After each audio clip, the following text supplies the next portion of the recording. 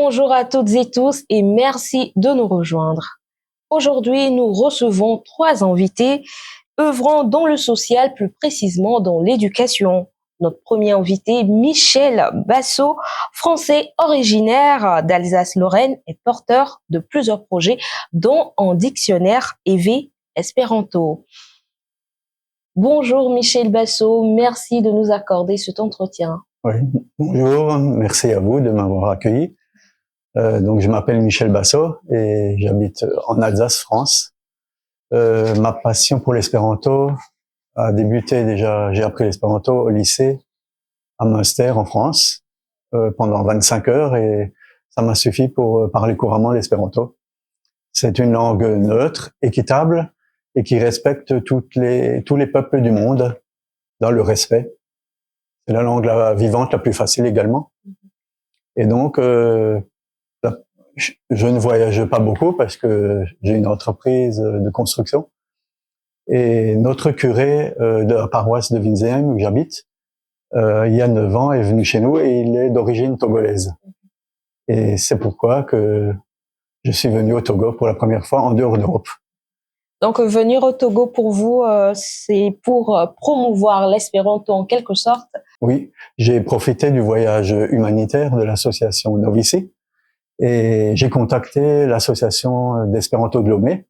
Et quand je suis venu pour la première fois l'année dernière, nous nous sommes rencontrés plusieurs fois et je suis allé à l'Institut Zamenhof où l'espéranto est enseigné au collège et nous avons discuté sur nos projets qu'on pourrait faire avec la France ou avec l'espéranto. Et donc nous avons retenu plusieurs projets. Donc c'est l'aide au développement pour les espérantophones dans l'entrepreneuriat au Togo, en les aidant. D'autre part, la création d'un dictionnaire espéranto EV Espéranto, parce que ça n'existe pas encore et l'espéranto soutient les langues minoritaires et donc aussi pour enrichir l'espéranto avec des mots particuliers au Togo en EV. Par exemple, le mot foufou, c'est devenu foufouo et en espéranto, avec une racine, on peut créer beaucoup de mots, le transformer en adjectif, foufou amenuo, etc. Pourquoi la langue espéranto est dite neutre? Elle est neutre parce qu'elle n'appartient à personne, aucun pays ne la soutient d'ailleurs, mais elle est reconnue par l'ONU et l'UNESCO. Donc, par exemple, le courrier de l'UNESCO est édité également en espéranto. Vous venez également faire la promotion, comme je l'ai annoncé tout à l'heure, du dictionnaire EV Espéranto. Vous en parlez d'ailleurs tout à l'heure également. Comment est née cette initiative? Par l'espéranto, on apprend à reconnaître les autres cultures un peu plus à fond parce que quand je visite des pays, j'ai des contacts avec les familles. Donc, c'est pas comme le tourisme en général. On vit vraiment avec le peuple.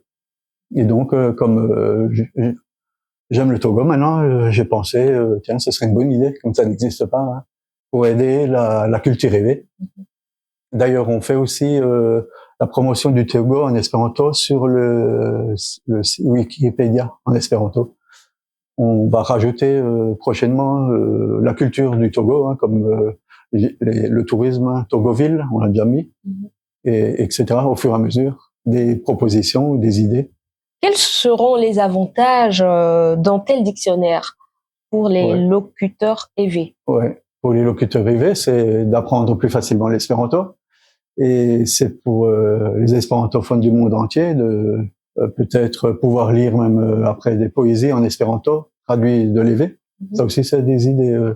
Ouais, mais pour faire les choses correctement, il faut déjà une base et un dictionnaire. Il y a beaucoup de mots peut-être en EV qui n'existent pas en espéranto. Et donc, il y a une commission qui s'occupe de trouver les racines. C'est du travail assez long, mais petit à petit. Il faut bien démarrer un jour. D'accord. Existe-t-il des structures ou des apprenants de l'espéranto au Togo? Oui, il y a des cours d'espéranto. Faut se voir avec le club d'espéranto de Lomé, ou alors il y a l'Institut Zamenhof. Et après, la plupart des jeunes, en général, ils apprennent sur Internet. Hein. C'est libre parce qu'on fait comme on veut. Revenons un peu au dictionnaire EV Espéranto. À quoi doit-on s'attendre?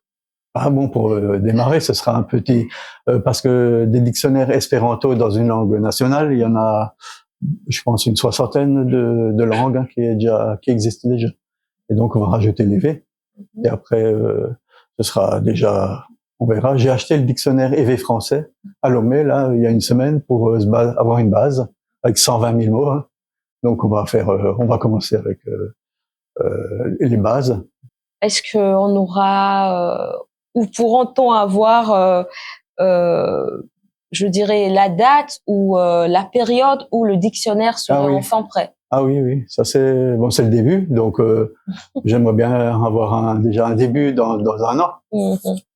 Et surtout, c'est intéressant aussi parce que les espérantophones du monde entier, ils aiment bien lire des poésies, des romans dans la langue, dans une langue minoritaire, mais en espéranto.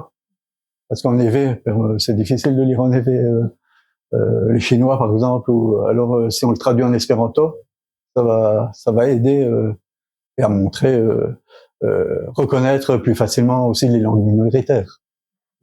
Bien. Quel message souhaitez-vous adresser aux Togolais qui découvrent l'espéranto à travers cette interview? Ouais. Ben moi, l'espéranto, c'est ma passion et je trouve que c'est une des plus belles idées qu'a eu l'humanité, d'avoir une langue neutre qui met à égalité chaque personne. Donc, si on parle un Togolais en espéranto, bon, moi je suis français, on est au même niveau. Parce qu'en ce moment, c'est les langues les impérialistes, on va dire, un peu, il y a quelques langues qui prennent le dessus surtout. Et donc, c'est pas juste pour tout le monde. Merci à vous, Michel Basso, pour ces éclairages sur la langue, l'espéranto, et vos projets au Togo.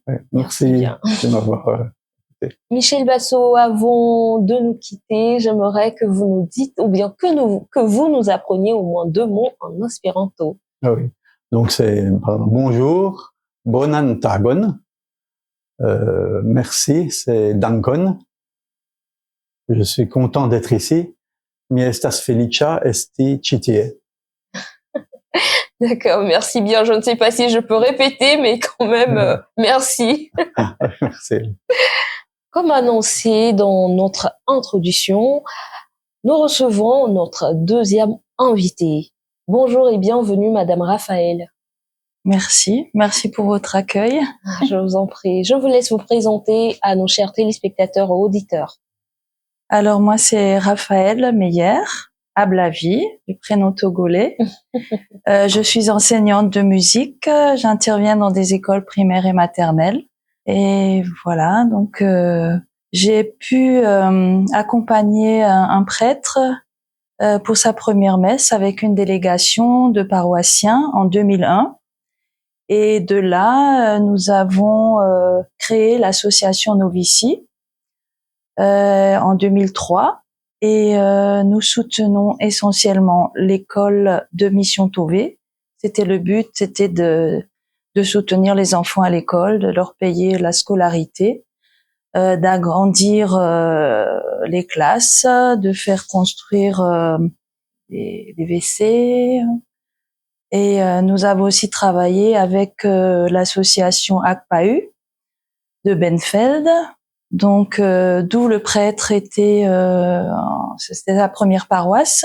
Et aussi avec le Rotary Club qui a pu faire construire la citerne du village. Quelles sont les écoles dans lesquelles vous avez déjà intervenu? L'association Novici a déjà intervenu. Alors, c'est l'école primaire catholique de Mission Tové, dont le prêtre était élève.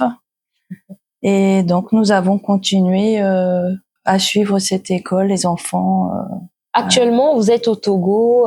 C'est pour quel projet exactement? Est-ce dans le cadre toujours de Novici? Si oui, quelles sont les actions que vous préparez? Oui, nous régulièrement, tous les ans, nous venons avec des paroissiens et nous faisons des actions en France. Bon, moi, je suis originaire de Strasbourg et je suis un peu le prêtre dans ces différentes paroisses. Et puis, nous faisons aussi des marchés, des petits marchés où nous vendons de l'artisanat togolais qu'on ramène en France. Et puis, dans le but de soutenir l'association. Nous avons aussi des dons d'entreprises qui nous donnent de l'argent, quoi. Et donc quand on arrive, on paye, on voit sur place ce qu'il faut faire.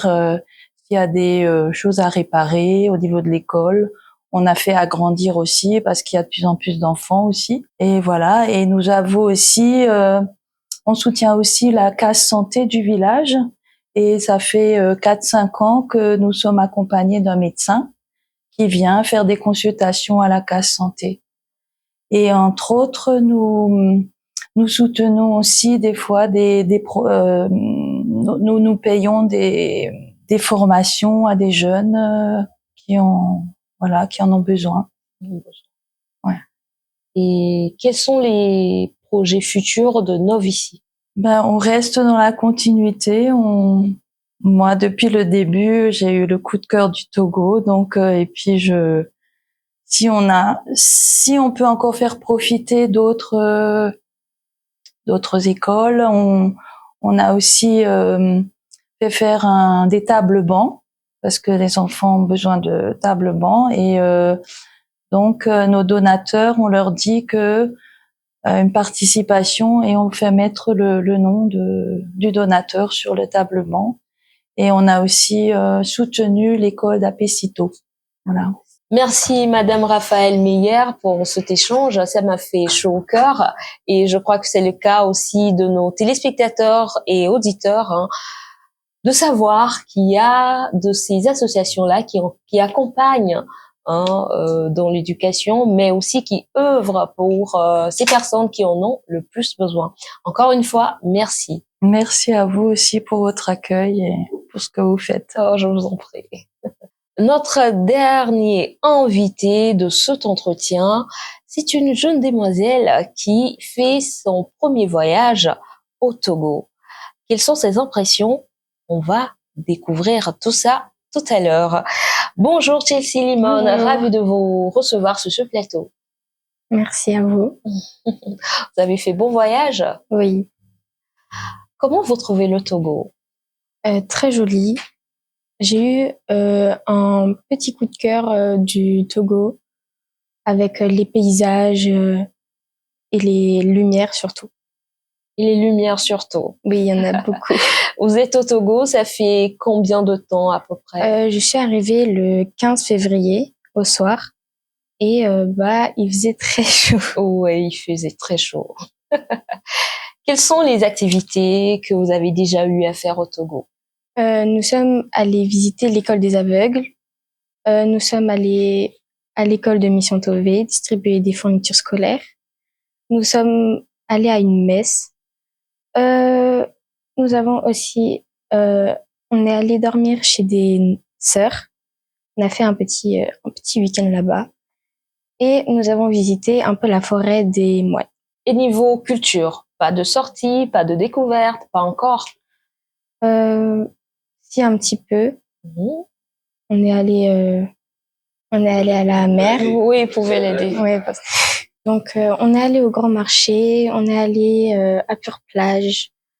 Et les prochains jours, nous allons aller à Marcelo Beach. D'accord. C'est vrai qu'il fait un peu chaud à Lomé ces derniers jours. Comment vous arrivez à vous adapter? Il y a la clim, donc j'essaie de m'adapter comme ça. Et quand vous sortez? Beaucoup d'eau. Faut prendre beaucoup d'eau. Comment vous trouvez les habitants du Togo? Très gentils. La circulation m'a étonnée quand je suis arrivée. Mais maintenant, je me suis habituée, donc j'aime beaucoup. Vous avez déjà appris quelques mots en évé? Non. Non? Vous aimeriez apprendre quand même? Un petit peu, oui. Un petit peu. Comment on dit bonjour en évé?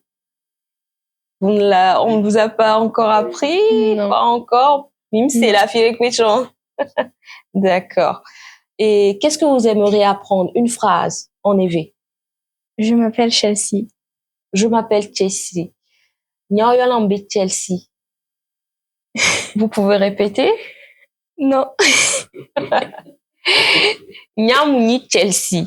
Nyamuni Chelsea. Vous regardez la caméra. Nyamuni Chelsea. Nyamuni Chelsea. D'accord. Ça fait plaisir de voir des étrangers venus découvrir notre petit Togo et de tomber amoureux du petit Togo. C'est beau le Togo, n'est-ce pas? Oui. Merci Chelsea Limon pour ces confidences. Oui, je vais les appeler ainsi. Avec plaisir. Dans l'entretien d'aujourd'hui, chers téléspectateurs de One TV et auditeurs de One Radio, nous avons eu le privilège de recevoir 3 invités. Michel Basso qui nous a parlé de l'espéranto, une langue internationale neutre, et Madame Raphaël Meyer qui œuvre dans l'éducation avec son association Novici. N'oublions pas la dernière partie de notre entretien avec Chelsea Limon qui nous a confié ses impressions sur sa première fois au Togo. J'espère que vous avez aimé cet entretien et moi, Justine Douty, je vous retrouve à très bientôt.